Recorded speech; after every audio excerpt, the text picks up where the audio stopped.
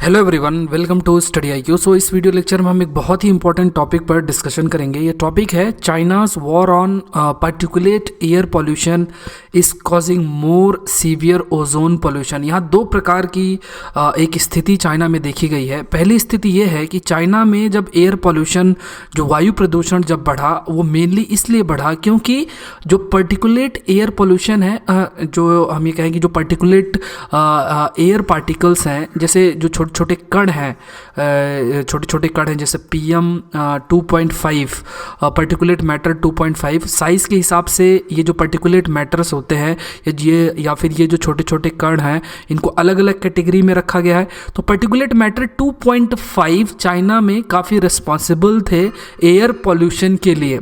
तो क्योंकि ये पर्टिकुलेट मैटर का अमाउंट काफ़ी ज़्यादा था, इस वजह से वायु प्रदूषण भी काफ़ी था। और 2013 के बाद से चाइना ये काफ़ी प्रयास कर रहा है कि ये पर्टिकुलेट मैटर्स का जो अमाउंट है वो रिड्यूस किया जाए, और जिस वजह से जो एयर पोल्यूशन है चाइना में वो भी रिड्यूस हो। लेकिन पाया ये गया, जो कि अभी रिसर्च में हाईलाइट किया जा रहा है, कि ये पर्टिकुलेट जो पार्टिकल्स हैं ये तो रिड्यूस हो गए, लेकिन इस वजह से जो ओजोन पोल्यूशन है वो काफ़ी बढ़ गया। कहने का मतलब है कि ग्राउंड लेवल पे जो O3 मतलब जो केमिकल फार्मूला है ओजोन का, ये जो ग्राउंड लेवल पे जो ओजोन है इसका लेवल काफ़ी बढ़ गया। तो इसी पर हम चर्चा करेंगे। This video is presented by me, my name is Saurabh Pandey. इस लेक्चर का PPT आप मेरे फेसबुक पेज से डाउनलोड कर सकते हैं। My ID Saurabh Pandey 009। जो पॉसिबल क्वेश्चन बन सकता है इस लेक्चर से, क्वेश्चन है Which of the following statement is are true about PM 2.5 particulate matter? तो पहला स्टेटमेंट है reduction in PM 2.5 particle will result in increase in ground level ozone pollution. ये एक ऐसा स्टेटमेंट है जो आपको किसी भी किताब में नहीं मिलेगा, क्योंकि ये जो रिसर्च हुई है ये अभी 2 से 3 दिन पहले ही हुई है। तो ये स्टेटमेंट अगर लिखा भी सामने आ जाता है तो आप कुछ कंक्लूड नहीं कर सकते, लेकिन क्योंकि अभी ये रिसर्च हाईलाइट हुई है इस वजह से ये स्टेटमेंट सही होगा। आगे हम डिस्कस करेंगे इसके बारे में। दूसरी बात करें कि they are responsible for respiratory diseases. अब आपको पूरा लेक्चर देखना है और ये प्रयास करना है कि बताएं कि इनमें से कौन सा जो ऑप्शन सही होगा, कि मतलब पहला स्टेटमेंट सही है या फिर दूसरा स्टेटमेंट सही है, या दोनों सही है, या दोनों में से कोई भी सही नहीं है। अगर हम बात करें मेंस का जो प्रश्न है, कि मेंस का क्या प्रश्न बन सकता है, क्वेश्चन है आपका reduction in the level of particulate matters will result into increase in the level of ground level ozone. इसको आपको एक्सप्लेन करना है। ये जो लेक्चर है GS पेपर 3 जो है, इससे रिलेटेड प्रश्न इसमें बन सकता है, मेनली अंडर सेक्शन एनवायरमेंट। तो ये आपको ध्यान रखना है। अब बात करते हैं कि 2013 में चाइनीज़ गवर्नमेंट ने काफ़ी ये प्रयास किया कि उनके जो एटमॉस्फेयर है वहाँ पे PM 2.5 का जो लेवल है उसको रिड्यूस किया जाए, क्योंकि ये जो PM 2.5 है इसका लेवल इतना ज़्यादा इंक्रीज़ हो गया था कि जिस वजह से चाइना में काफ़ी ज़्यादा एयर पोल्यूशन था, वायु प्रदूषण था। तो चाइना की जो सरकार है उसने इसे एक युद्ध की तरह लिया, और इस वजह से बहुत सारे ऐसे प्रयास किए जिससे कि PM 2.5 का जो अमाउंट है उसको रिड्यूस किया जाए। जैसे फॉर एग्जांपल क्या क्या प्रयास किए, जैसे जो नंबर ऑफ कार्स है रोड में उनको थोड़ा रिस्ट्रिक्ट किया गया। जो पावर प्लांट है जिनसे इलेक्ट्रिसिटी का प्रोडक्शन होता है और जो बेस्ड है कोल के ऊपर, उसमें जो एमिशन है वो किस प्रकार से रिड्यूस किया जाए उसके लिए काफ़ी प्रयास किया। जो नेचुरल गैस है उसका भी उपयोग किया गया इन पावर प्लांट्स में। तो इस प्रकार से काफ़ी प्रयास किए गए।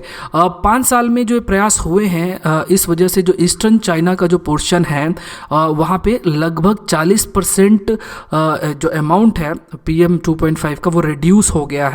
मतलब ये हम कह सकते हैं कि काफ़ी ज़्यादा रिडक्शन हुआ है। अब क्या है कि जो रिसर्चर्स हैं, John Poulsen school of engineering and applied sciences and Nanjing university of information science and technology, इन्होंने ये फाइंड किया है कि भले PM 2.5 का जो लेवल है वो काफ़ी कम हुआ है, लेकिन जो ओजोन का लेवल है वो काफ़ी ज़्यादा बढ़ गया है।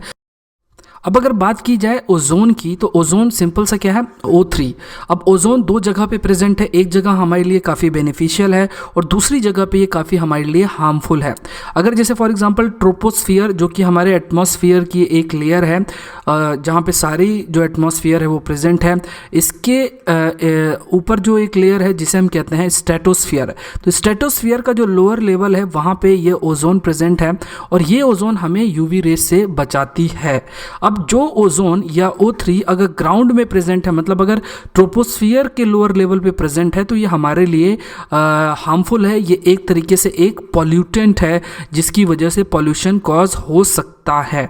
अब ये जो ओजोन है इसके फॉर्मेशन के लिए आपको क्या ज़रूरत है, क्योंकि ये केमिकल रिएक्शन के द्वारा ये बनती है, तो इसके लिए क्या ज़रूरत है, अगेन वॉलेटाइल ऑर्गेनिक कंपाउंड्स, जो अलग अलग तरीके के जो हाइड्रोकार्बन्स होते हैं उनकी ज़रूरत होती है। उसके अलावा अगर बात करें जो ऑक्साइड्स ऑफ नाइट्रोजन डाइऑक्साइड या अलग अलग जो नाइट्रोजन के ऑक्साइड्स होते हैं इनकी ज़रूरत होती है।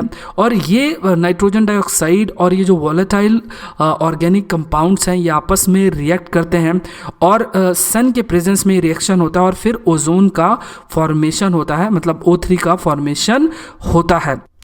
अब अगर देखा जाए तो नाइट्रोजन ऑक्साइड्स हैं या वॉलेटाइल ऑर्गेनिक कंपाउंड्स हैं, ये बेसिकली जो फॉसिल फ्यूल कंबशन है उसके द्वारा एमिट होते हैं। बहुत सारी ऐसी गाड़ियां हैं, व्हीकल्स हैं जो कि फॉसिल फ्यूल्स का उपयोग करती हैं, पेट्रोल डीजल का उपयोग करती हैं और उसमें ये नाइट्रोजन ऑक्साइड्स भी और वॉलेटाइल ऑर्गेनिक कंपाउंड्स का भी एमिशन होता है। वहीं वॉलेटाइल ऑर्गेनिक कंपाउंड्स की बात करें तो बहुत सारी ऐसी इंडस्ट्रीज़ हैं जहाँ से वॉलेटाइल ऑर्गेनिक कंपाउंड्स का भी एमिशन होता है। तो हाईलाइट क्या किया गया है, जो रिसर्च हुई है SEAS और NUIST के द्वारा जो ये रिसर्च हुई है वो ये कहते हैं कि जो ये पर्टिकुलेट मैटर्स थे, पहले जो पर्टिकुलेट मैटर्स थे एटमॉस्फेयर में, ये इस प्रकार से अगर कोई पर्टिकुलेट मैटर है और ये एक स्पॉन्ज की तरह एक्ट करते थे और ये स्पॉन्ज की तरह एक्ट करते थे और ये क्या है, नाइट्रोजन ऑक्साइड्स के एक्टिव फॉर्म और वॉलेटाइल ऑर्गेनिक कंपाउंड्स के जो एक्टिव फॉर्म है इनको एक तरीके से एब्जॉर्ब कर लेते थे,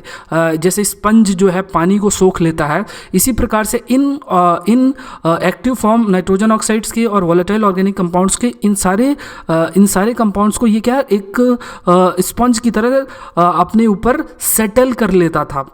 और जिस वजह से क्या होता था कि जो अवेलेबिलिटी होती थी एटमॉस्फेयर में इन नाइट्रोजन ऑक्साइड्स की या वॉलेटाइल ऑर्गेनिक कंपाउंड्स की, वो बहुत कम रहती थी। और अगर नाइट्रोजन ऑक्साइड्स और वॉलेटाइल ऑर्गेनिक कंपाउंड्स ही प्रेजेंट नहीं होंगे तो अपने आप जो ओजोन है ग्राउंड लेवल पे वो प्रेजेंट नहीं होगी।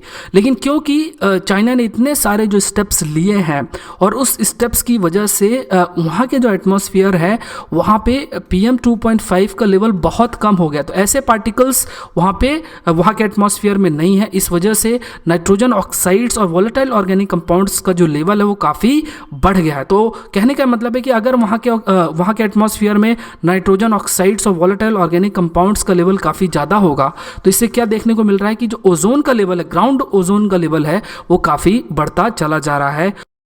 अब अगर बात किया जाए तो अगर उनको ओजोन पॉल्यूशन को रोकना है, मतलब जो लेवल ऑफ ओजोन है उसके लेवल को रिड्यूस करना है, तो जो सबसे इम्पॉर्टेंट पॉइंट है या पार्ट है वो ये है कि जो लेवल है नाइट्रोजन ऑक्साइड्स का या वॉलेटाइल ऑर्गेनिक कंपाउंड्स जो है इनके लेवल को काफ़ी रिड्यूस करना पड़ेगा।